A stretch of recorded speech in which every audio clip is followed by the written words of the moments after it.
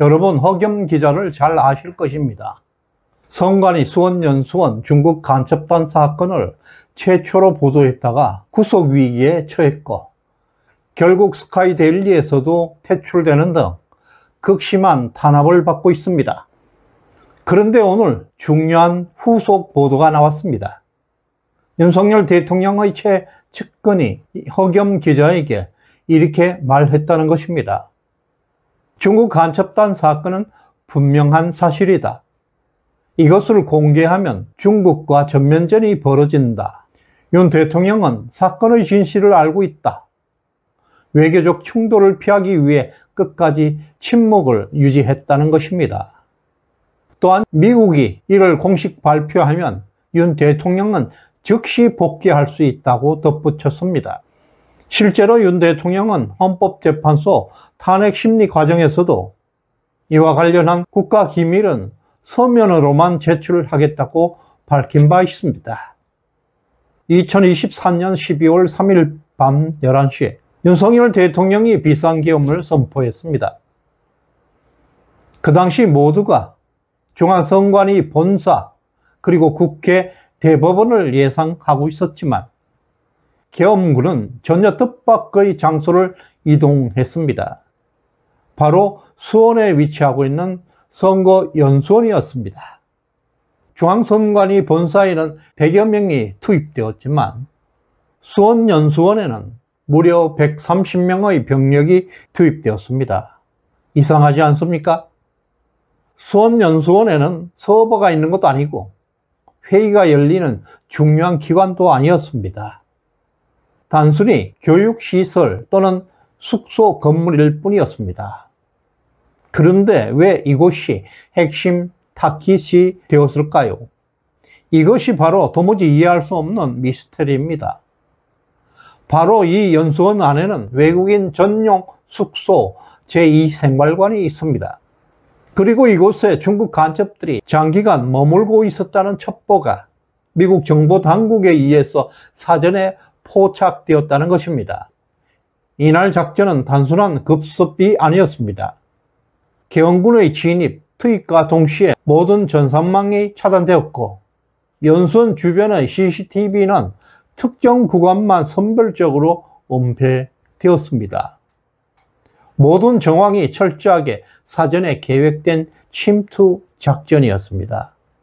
처음에는 중국 간첩 99명이 체포되었다는 보도가 나왔습니다. 하지만 스카이데일리 조정진 전 대표는 이 작전은 하루 만에 끝난 것이 아니다는 것입니다. 적어도 34일간 분산 체포가 이어진 대규모 작전이라고 밝혔습니다. 연수원의 제2생활관에는 말단급 간첩들이 머물고 있었고 간부급 간첩은 수원 외곽의 민가에 흩어져 있었다는 것입니다.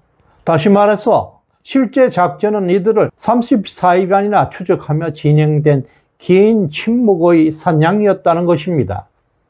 체포된 간첩 중에서 몇 명은 오키나와 미군 기지로 옮겨졌고 다른 일부는 본토로 이동되었다는 사실도 확인되었다고 합니다. 그렇다면 이 작전을 주도한 실제 배우는 누구였을까요? 조정진 대표는 뜻밖의 말을 꺼냈습니다. 한미 합동작전은 아니다. 미국이 단독으로 기획하고 실행한 작전이다. 한국은 민간 루트를 통해서 비공식적으로 협조만 제공한 것이다. 이 작전의 진짜 설계자는 바로 미국 국방정보국 DIA였다고 합니다. 특히 현재 구속되어 있는 캡틴 코리아 안병희 씨와 같은 민간 정보 요원들이 이 작전에 긴밀하게 협조했다고도 합니다. 안병희 씨는 그 당시 수원 농협박물관의 경호원으로 위장 취업해서 연수원 제2생활관을 4개월간 집중 정찰했다고 합니다. 그 당시 안 씨가 사용했던 복장, 조직도 근무표는 물론이고 그와 연결된 작전 라인이 정교하게 구축되었다는 증거가 다수 확보되었습니다. 조정진 대표는 이어서 매우 중요한 말을 덧붙였습니다. 미국은 이 사건을 앞으로 결정적인 카드로 사용하게 될 것입니다. 시진핑을 압박하거나 중국 내부의 상하이방을 제거할 타이밍에 맞춰서 이 작전 카드를 전면적으로 폭로될 것입니다. 라고 말했습니다. 만약 이 같은 조정진 대표의 증언이 사실이라면 이것은 중대한 의미를 내포하고 있습니다. 현재 한국 보수 우파 진영에서는 중국 간첩단 사건이 가짜라는 의심과 회의론이 확산되고 있습니다. 많은 이들이 이 사건을 그저 희망 고문 정도로 여기는 이유가 분명히 이유가 있습니다. 그 첫째 이유가 윤 대통령은 이미 탄핵을 당했고 또 구속된 채 극도의 박해와 고통 속에 있습니다. 둘째, 대선에서 또다시 부정선거가 발생해서 정권마저 좌빨들에게 빼앗겼습니다. 셋째, 대한민국 사법부조차 이미 좌파 세력들에게 장악되어 가고 있는 상황입니다. 이 같은 국가의 위기는 돌이킬 수 없는 수준까지 깊어져 가고만 있습니다. 그럼에도 미국과 트럼프 대통령은 별다른 움직임이 없고 침묵하고 있습니다. 결국 이 카드를 쓰지 않는 미국의 모습이 간첩단 사건은 허구라는 주장에 힘을 실어주고 있습니다. 그러나 오늘 나온 한미일보 뉴스와 조정진 대표의 발언을 종합적으로 검토해 볼 때 중국 간첩단 사건은 여전히 현재 진행형이라는 결론에 더 큰 무게를 실리고 있습니다. 그 첫 번째 이유는 이 작전의 주체가 미국이고 윤 대통령조차 그 내막을 상세하게 정확하게 알지 못하고 있다는 점입니다. 둘째, 미국이 수년간 긴밀하게 이 작전을 추적하고 준비해 왔다는 사실 때문입니다. 냉정하게 생각하면 미국은 이 카드를 윤석열 대통령 구출이나 대한민국 내부 문제를 해결하는 데 쓰지 않을 가능성이 매우 높다는 것입니다. 이 사건은 단순하게 한국 국내 정치 문제를 뛰어넘어서 미국의 국익과 직결된 초대형 전략 카드라는 의미가 됩니다. 또한 냉정하게 판단해 볼 때 미국 정보기관이 수년 동안 이 작전을 극비리에 준비해 왔다는 사실은 한국의 국내 문제를 넘어선 더 무시무시한 사건을 겨냥하고 있다는 결론을 내릴 수밖에 없습니다. 비록 현재 한국 정치 상황은 좌파에게 정권이 넘어갔지만 트럼프 대통령의 입장에서 볼 때 이 중대한 전략적 카드를 한국의 정권 교체에만 사용하기는 매우 어렵다고 볼 수 있습니다.